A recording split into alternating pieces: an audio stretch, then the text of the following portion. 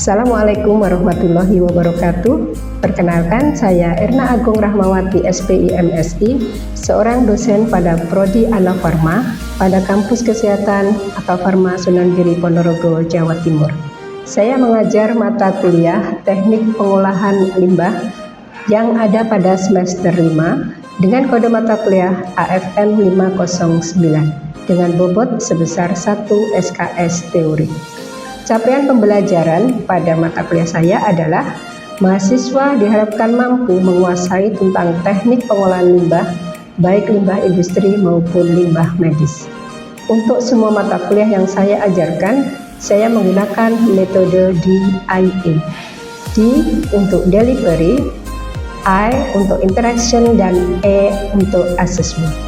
Delivery adalah suatu proses pembelajaran bagaimana saya mengajarkan materi kepada mahasiswa dengan baik dan menarik sehingga mahasiswa bisa merespon materi saya. Materi yang saya sajikan mengacu pada capaian pembelajaran prodi yang dibebankan pada mata kuliah Teknik Pengolahan Limbah dengan CPMK sebagai berikut. 1. Mahasiswa mampu menjelaskan definisi dan penggolongan limbah. 2. Mahasiswa mampu memahami teknik-teknik pengolahan limbah. Yang ketiga, mahasiswa mampu menganalisa dampak limbah terhadap lingkungan. Dari CPMK tersebut terdapat 8 sub CPMK yang akan terbagi dalam 14 kali pertemuan. Dalam pembelajaran, saya menggunakan beberapa pustaka primer maupun sekunder sebagai berikut.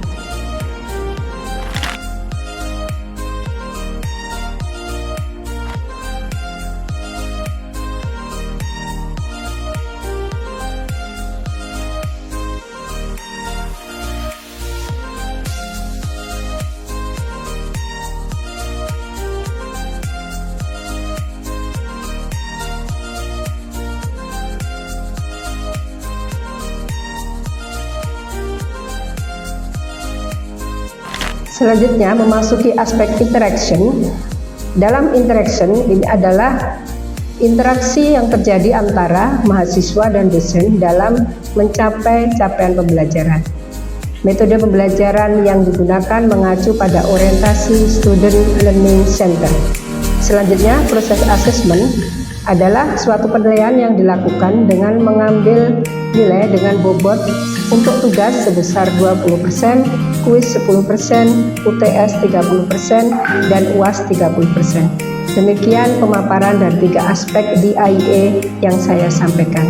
Selanjutnya saya akan menampilkan video pembelajaran di kelas. Terima kasih. Assalamualaikum warahmatullahi wabarakatuh.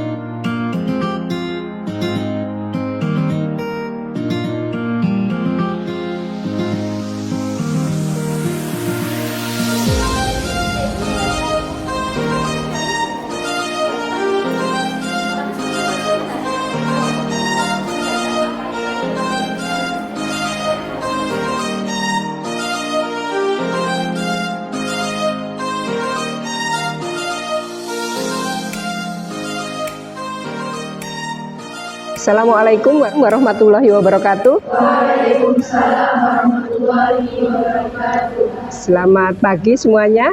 Pagi, Bu. Apa kabar kalian hari ini? Alhamdulillah, sehat semua, semangat semua. Oke. Baik, hari ini kita akan memulai perkuliahan. Kita buka dengan doa dulu. Silakan untuk dipimpin doanya.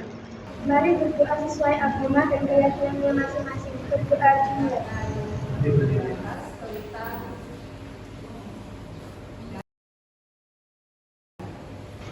Yang pada hari ini kita akan membahas tentang dampak daripada limbah. Sebelumnya kita review perkuliahan kita minggu kemarin yang membahas tentang proses transportasi limbah. Ya. Jadi bagaimana suatu limbah itu seharusnya ketika dia, karena mengingat bahayanya dia, ya, bahaya limbah itu berbahaya, maka pada proses transportasi itu harus memenuhi beberapa aspek. Dan kemarin kita sudah, hari ini kita akan mulai dengan dampak dari limbah itu sendiri. Seperti kita ketahui bahwasanya semua proses produksi, baik itu di industri, di rumah tangga, di instalasi farmasi dan yang lain-lainnya, perhotelan, semua pasti akan menghasilkan yang namanya limbah, hasil sampingan yang disebut dengan limbah. Nah, ketika limbah itu diproduksi atau dihasilkan dari suatu proses produksi, maka dia akan memberikan dampak. Pasti memberikan dampak. Nah, di sini nanti akan kita bahas adalah bagaimana dampak dari limbah itu terhadap beberapa aspek kehidupan. Ya. Di sini Bu Erna jelaskan dulu. Jadi kalau kita buat suatu diagram,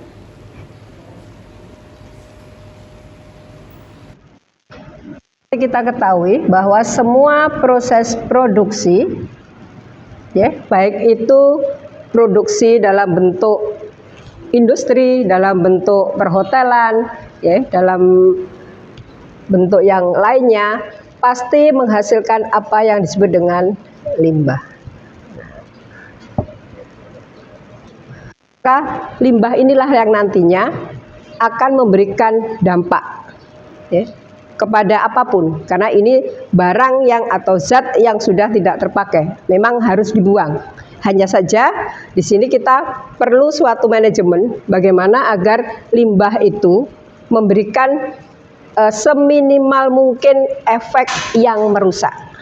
Ya, namanya barang tidak terpakai, pasti dia akan harusnya dia dibuang. Tapi kita tidak bisa memungkiri bahwa limbah itu tidak bisa kita limit sampai habis, sampai zero, itu memang nggak bisa. Tapi paling tidak kita bisa menekan dampak dari limbah itu sendiri. Nah, ketika limbah ini ada atau dihasilkan oleh suatu proses produksi sebagai hasil samping, maka dia akan memberikan dampak sosioekonomi, kemudian aspek lingkungan, dan aspek kesehatan. Nah, ini nanti akan kita bahas, ya, bagaimana suatu limbah itu akan memberikan dampak di ketiga aspek ini. Ya. Nah, sebelum Berna menjelaskan aspek-aspek yang ada di depan ini,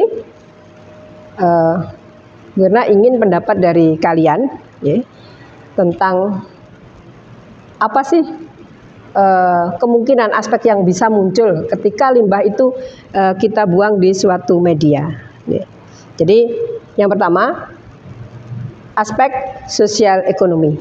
Mungkin di antara kalian ada yang memiliki pendapat apa yang terjadi atau contohnya seperti apa ketika limbah itu akan memberikan dampak sosial ekonomi. Silakan, monggo. Di antara mahasiswa ada yang punya pendapat? Dapat mengambil barang bekas yang dibuang di TPA untuk dijadikan sebagai pasokan untuk menjadi penghasilan tambahan. Terima kasih Mbak Nandita yang sudah mencoba memberikan jawaban atau pendapatnya. Jadi aspek apa yang mungkin bisa muncul ketika limbah atau sampah itu dibuang di suatu area, ya. Kalau tadi disampaikan berarti ini adalah limbah atau sampah yang dibuang di tempat pembuangan akhir, ya. TPA itu tempat pembuangan akhir dari sampah itu. Memang ketika sampah itu dibuang di TPA, jadi biasanya setiap kabupaten, kota, sampai dengan tingkat provinsi itu memiliki TPA. Ya, semua memiliki TPA. Ini satu kabupaten, satu kota itu satu TPA, kemudian nanti akan dibawa untuk yang ke tingkat provinsi atau pusat. Nah, di TPA itulah sampah ditimbun. ditimbun. Jadi itu suatu area yang terbuka luas, ya. Kemudian diperkirakan daerah itu memang daerah yang pinggir. Jadi untuk TPA itu syaratnya harus daerah yang pinggiran. Tapi kan tidak memungkinkan ketika di daerah pinggir itu pasti ada masyarakat di sekitarnya. Nah, ketika sampah itu dibuang di sana dari berbagai penjuru, apapun dibuang di sana, sampah padat ya. Jadi sampah padat yang dimaksud adalah baik organik maupun anorganik ditimbun di situ, maka akan menimbulkan suatu dampak. Yaitu salah satunya yang di aspek sosial ekonomi. Tadi Mbak Nandita mengatakan bahwa, Bu, dampak sosial ekonomi yang bisa muncul adalah bahwasanya masyarakat sekitar bisa memanfaatkan atau katakanlah memulung sampah-sampah tadi sehingga bisa dijual untuk mendapatkan income tambahan. Itu pendapat Mbak Nandita. Memang kenyataan yang ada di lapangan seperti itu. Dulu pernah Bu Erna penelitian suatu TPA. Nah, ketika TPA itu dipakai membuang sampah dari area yang tadinya itu sangat dalam ya seperti jurang sampai dia akhirnya ketinggiannya melebihi tingginya rumah. Jadi seperti gunung sampah. Nah, itu sebenarnya di satu sisi itu untuk aspek ekonomi masyarakat sekitar positif, artinya baik, menambah income. Tapi di satu sisi dari aspek estetika, kemudian nanti dari aspek lingkungan, aspek kesehatan itu adalah lebih merugikan masyarakat. Tapi setelah dari hasil penelitian, ternyata masyarakat sekitar lebih suka ada sampah daripada tidak ada sampah. Karena mereka menganggap dengan adanya sampah ada penghasilan yang dia harapkan dari sampah-sampah yang kita punya. Tapi tidak menutup kemungkinan kalau itu diteruskan seperti itu dari tahun ke tahun, maka pasti akan diimbangi dengan yang namanya dampak negatif lainnya.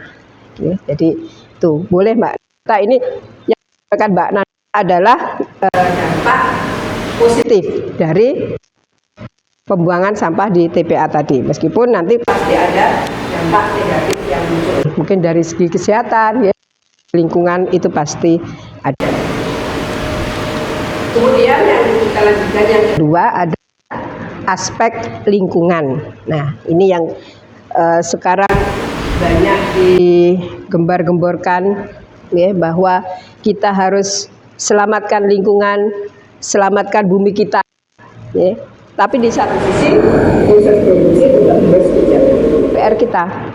Jadi PR kalian sebagai mahasiswa ya sudah mulai harus berpikir bagaimana agar limbah yang ada itu bisa diminimalisir dampaknya. Ya. Nah, sekarang untuk yang dampak lingkungan. Nah, dampak lingkungan namanya lingkungan. Di dalam lingkungan kita ada 3 aspek ya, nanti yang akan kita bahas ya. Dampak lingkungan itu bisa lingkungan tanah, bisa perairan, bisa udara. Oke. Jadi itu nanti yang kita bahas. Nah, ke aspek lingkungan khususnya yang tanah ya. Bu Erna ingin pendapat dari kalian, apa yang bisa kalian sampaikan ya, tentang limbah ketika dia ada di suatu dibuang di area tanah, kemudian apa yang mungkin bisa terjadi atau apa yang bisa muncul akibat dari pembuangan limbah. Mungkin ada yang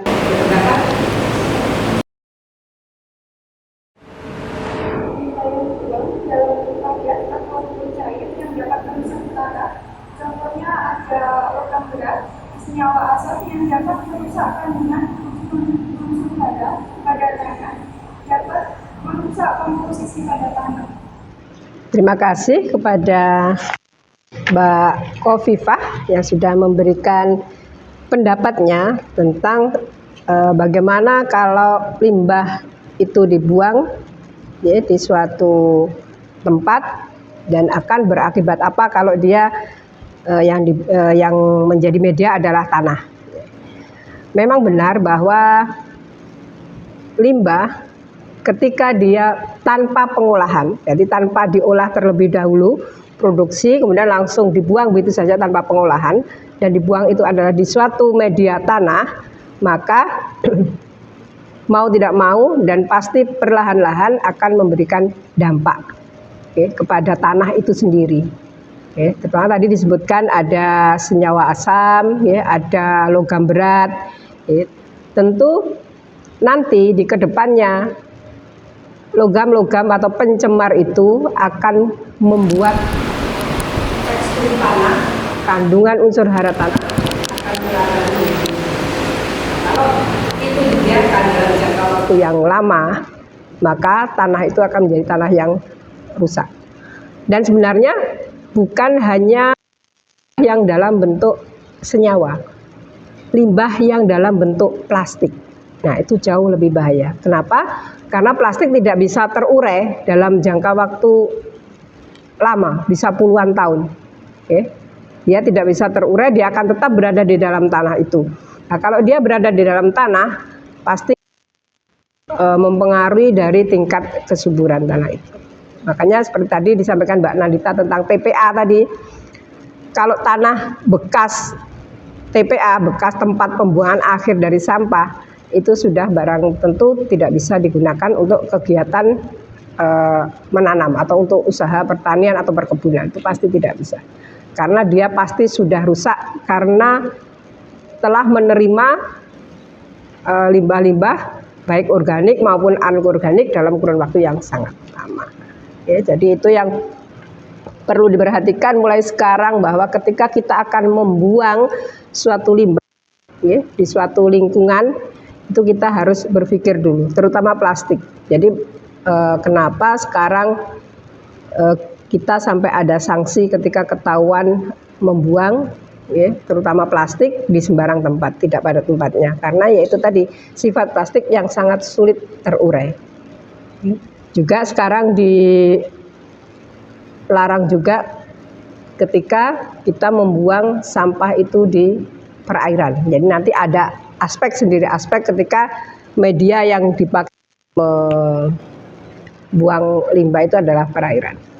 Tadi yang aspek ketika yang objek pembuangan adalah tanah. Nah, kemudian yang kedua, suatu limbah apabila dibuang di perairan, maka apa yang mungkin bisa muncul atau dampak apa yang bisa ditimbulkan ketika dia ada di perairan? Mungkin ada mahasiswa yang bisa menjelaskan?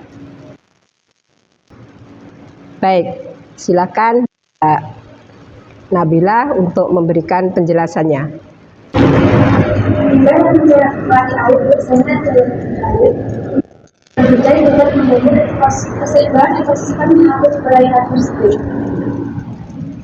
Terima kasih Mbak Nabila yang sudah mencoba memberikan pendapatnya.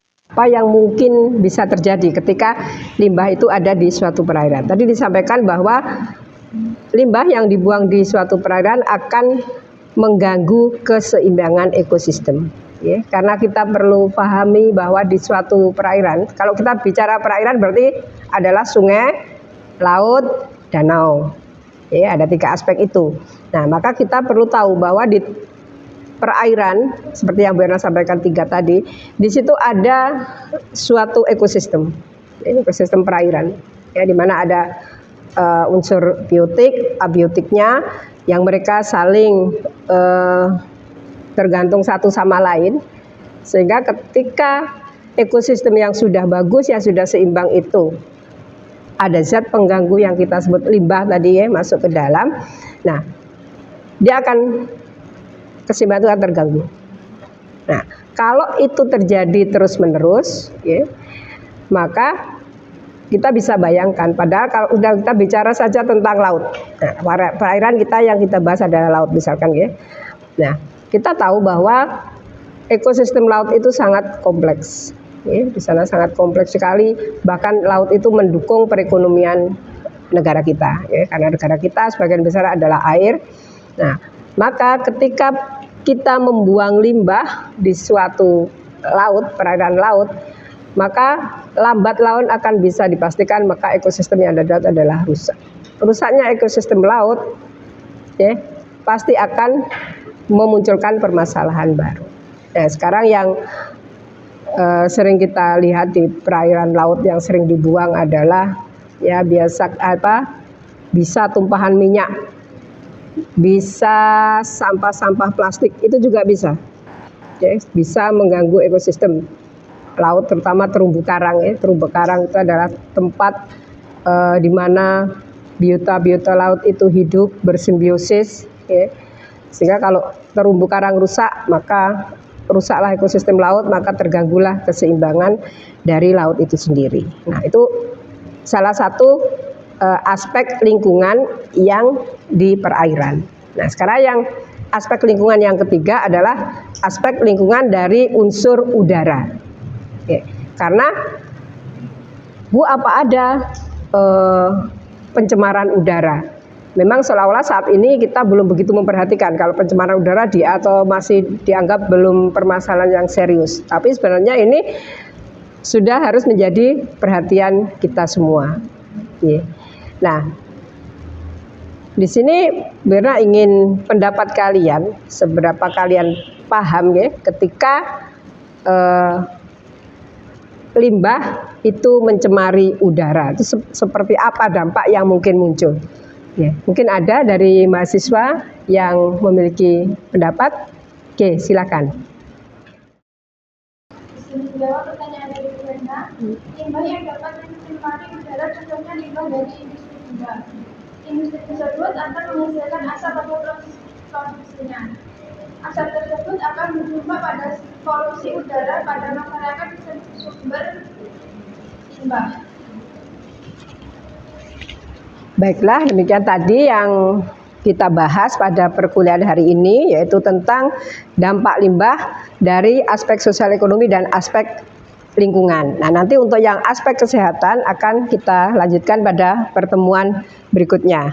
Dan sebagai tugas hari ini, Ibu Erna berikan pada kalian adalah cari satu kasus,